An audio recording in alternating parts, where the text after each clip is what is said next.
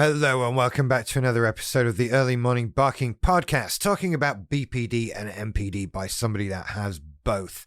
I'm your host, Rich, and I have BPD and MPD. That's why I'm talking about it. You've come across this before, I would imagine. Anyway, we're talking today about the topic of MPD and its arrogant and haughty behavior, which is not, you'll never hear the word haughty anywhere else.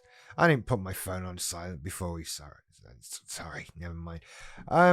You'll never hear the word haughty anywhere else. Because why would you? That word is gone. I'm surprised it's still a thing.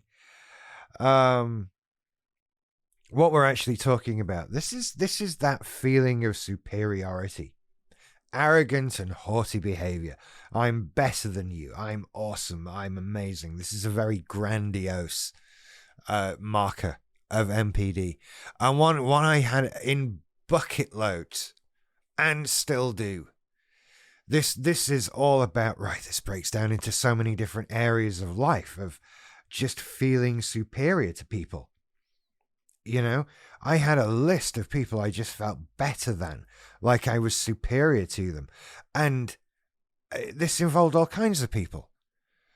Like I was ranking people based on their job, like I was anyone to have an opinion on somebody's job, right? If you're, there was a time I remember saying, like, if your job comes with like a name badge, then you're just shit.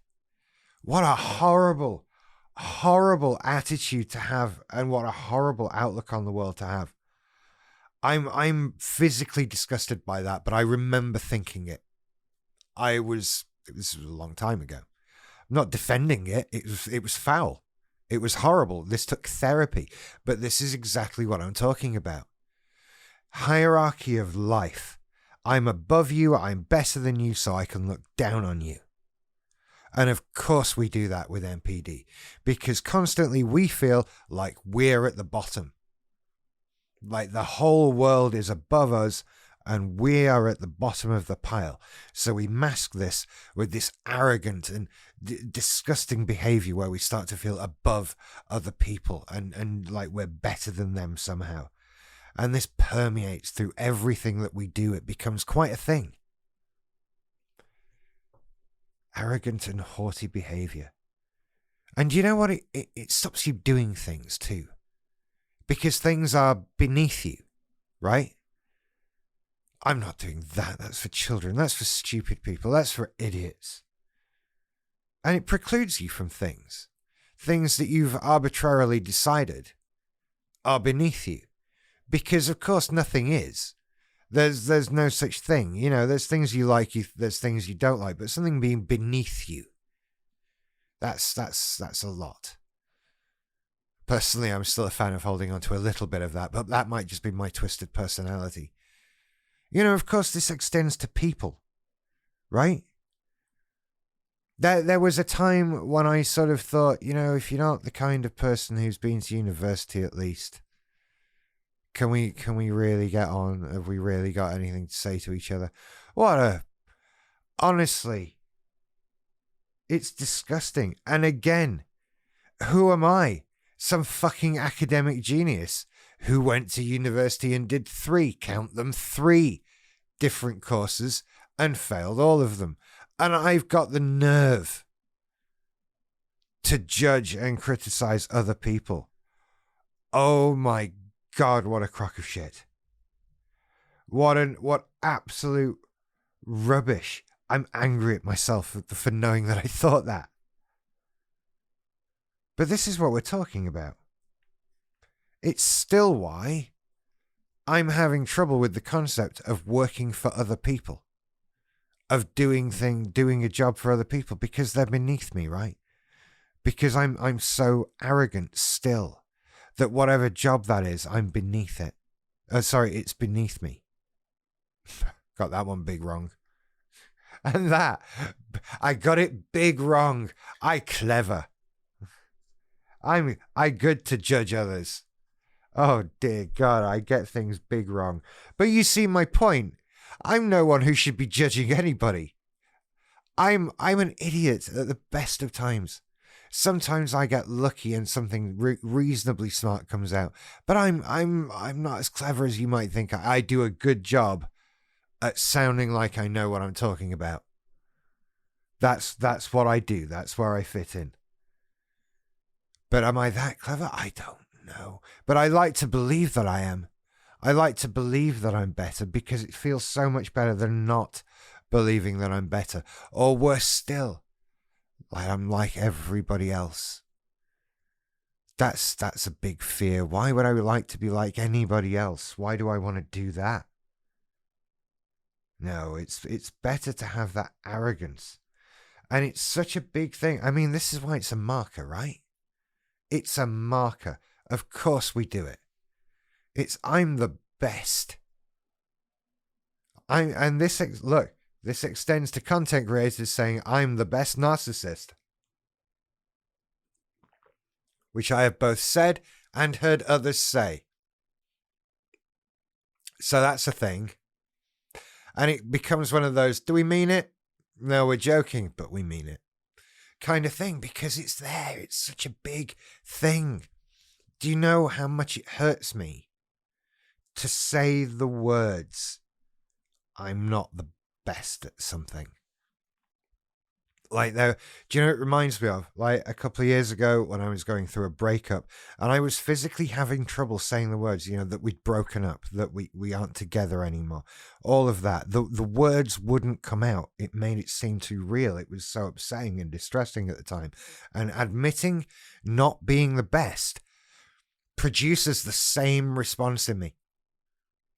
I don't want to say it. I can't say it. It's hard to get those words to come out of me. And I know it's not true. I know I'm not the best at stuff. Maybe there is something I'm the best at. I don't know what it is. But it's nothing obvious, I'll tell you that. Right? And it's definitely nothing sporting. That's for sure. Right? But can I go through life thinking I've got no hope at being the best at something? Do you know what? Maybe I'm only not the best at something because I choose not to. Oh, there it is. There's the arrogant and haughty behavior right there. Oh, gosh, I hate all of this. I've not figured out a way around this, by the way. Yeah, I still have it. I just try not to respond to it. And there are things I've done, right? I feel like certainly my outlook on other people, what I expect from them, what I expect of them. I certainly wouldn't have the attitude if you've not been to university, we can't be friends. What a moronic thing to think. I can't remember how old I was when I was of that. I was probably still at uni, I would imagine. But what a twat. No, that lasted a while, That lasted a while. And it's just like having contempt for those you feel are beneath you. You have to feel like someone is beneath you so that you can feel like you're above someone, right? If we're not all on a level field, then I want to be above someone. And in order to be above someone needs to be beneath me. So we come up with these arbitrary made-up things to identify, maybe based on your work, maybe based on how you look, maybe based on how much money you make, or the attractiveness of your partner, or God knows what. Maybe the car you drive, something of status. Something where we think we can be above you, that kind of thing. And, I struggle to find areas where I'm reasonably above anyone. Like, where I could point to something and say, oh, I'm doing better than them. Like, everyone has more money than me. My work, what? It's this? I earn nothing. I'm in real financial trouble. There's, I didn't finish university. I don't have great academic qualifications. I've never made much money. My car is about to fall apart. And, where am I on that? Who am I to judge anyone? Nowhere. I'm the struggling narcissist. The truth is, very few of us are doing well. Very few of us are happy and content and achieving. We're all struggling along because we're caught up in this bullshit of this arrogant, unhaughty behavior. And it destroys us. It wastes time. It makes us think we're better than we are. It keeps us in place. And where we are in reality is very bad. So we stay stuck here until we lash out and then go back to being stuck here because lashing out doesn't make any money. So there you go. On that note, I will tell you that part 2 of my Living with BPD course, which is all about self-care, is now available. This is my higher Patreon/YouTube subscriber tier, which is available. On YouTube, it's called the Barclay package. On patreon.com/earlymorningbarking, it's the Living with BPD course. These are much longer form videos. They're closer to the hour-long mark. And it's the course I'm putting together on sort of the more post-therapy, living with BPD, reframing thinking, living your life, getting on with things, becoming the person you want to be, that kind of thing. Part 1 is about working on that self-image and becoming, defining the kind of person you want to be. Part 2 is all about self-care and the many forms that comes in, how we have to look at after ourselves and reframe thinking with things. And we're moving on from there. So go and sign up to that. It's very useful. It's very good and will help you do that. And if you want some sort of coaching going through that as well, there are now one-to-one sessions available. You can book these at earlymorningbarking.com. If you look before, I have dramatically reduced the price in them. I set the price originally, having done no comparison to what everybody else was doing. And now I've done that. I think that they might be worth going back and having a look. So you'll find links to all of these things at earlymorningbarking.com. Okay then. Thank you very much for listening. Go and check out my YouTube channel. This video is there. I'll link it in the description. And I'll see you later. Bye-bye.